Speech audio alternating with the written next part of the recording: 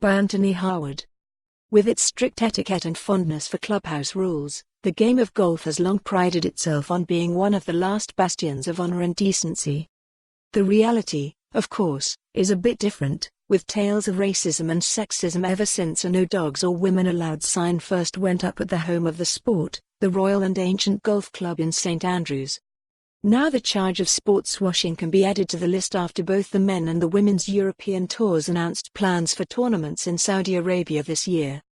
For anyone unfamiliar with the term, sportswashing is when countries with poor human rights records use the lure and excitement of glamorous sporting events, such as golf tournaments, to remove stains on their reputation and pretend everything in the garden is rosy.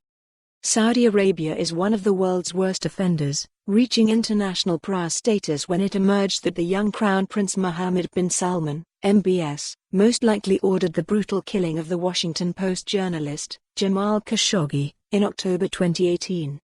Riyadh also stands accused of waging a 5-year bombing campaign in Yemen, which has caused 100,000 deaths, and sparked a humanitarian disaster which has left 85,000 infants on the brink of starvation.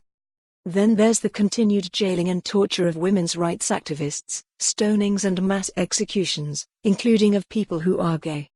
With much to atone for, Saudi Arabia has turned to sport and entertainment to cleanse itself of its bad behavior and occupy its young population, 70% of whom are under 30.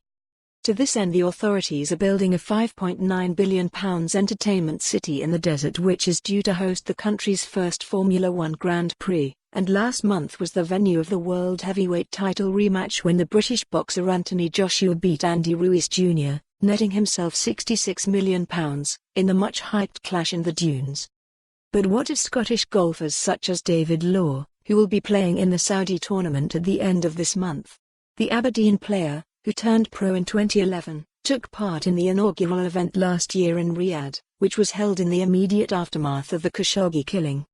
Over the past year, Amnesty International has changed its tune on what sports stars should do and offered huge sums of money to compete in the Desert Kingdom. It was said they should boycott Saudi Arabia altogether, but the human rights charity now accepts they will probably go anyway, but while they're there they should speak out about abuses going on in the country.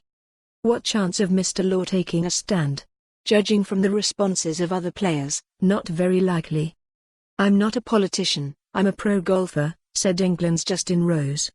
"I'm not going to get into it," echoed American Brooks Koepka. Last year. For more on this story, visit the news article link.